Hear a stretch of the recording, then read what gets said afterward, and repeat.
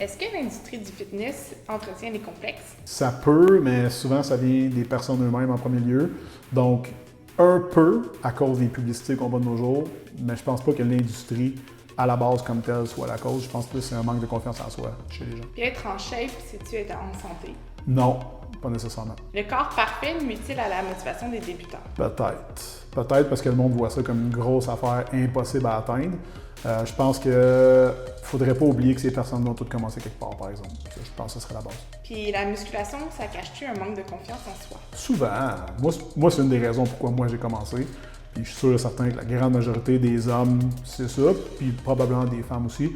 Par contre, est-ce qu'avec l'âge et le métier, ta confiance peut dépendre de d'autres choses que strictement qu'est-ce que tu as dans le miroir? Oui, puis c'est là, je pense que ça devient intéressant d'avoir le beurre et l'argent du beurre. Les influenceurs fitness, c'est une arnaque ou un coup marketing? Ça peut être un peu des deux, en fait. Je veux dire, tu as des gens qui sont dans le domaine de, on va dire, de l'influence, qui sont hyper qualifiés, d'autres qui ne sont pas pantoute. Mais je crois qu'il y a beaucoup de marketing actuellement, peut-être un peu trop d'informations, trop de marketing, pas assez de vraie expérience terrain.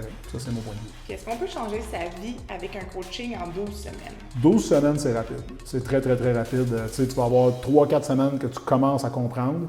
Après 3-4 semaines, tu commences à comprendre que tu ne comprenais rien au début. Puis après ça, il te reste un 4 semaines. Moi, je trouve ça très rapide pour vraiment changer tes habitudes à long terme. Pour perdre du poids rapidement puis le reprendre après, c'est parfait. Les transformations physiques 30 jours, est-ce que c'est durable? Non.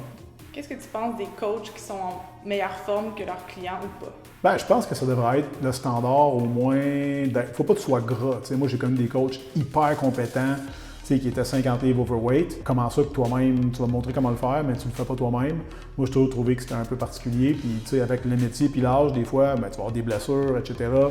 Ouais, mais tu es quand même responsable de ta composition corporelle au minimum. Ça serait logique que tu le prêches par l'exemple. Les influenceurs fitness sont-ils honnêtes sur leur physique? Pas tous. Il y a beaucoup de Photoshop, beaucoup d'editing. On voit juste les filtres, toutes ces choses-là. Je pense qu'il y a beaucoup de mensonges, malheureusement. Justement, les transformations qu'on voit avant-après, sont-ils manipulées? Ça peut arriver, très souvent. Il y a des influenceurs et des gens du domaine qui sont devenus tristement célèbres parce qu'on voit qu'il y a du Photoshop qui a été fait sur leurs photos de transformation des clients. Et je pense que c'est comme n'importe quoi. À un moment donné, si tu vends du rêve, tu vas finir par te faire pogner puis ça va te péter d'en face. Ceci dit, est-ce que ça va empêcher les gens de se joindre à ton équipe? Pas nécessairement, mais moi, je pense que d'être honnête, c'est important.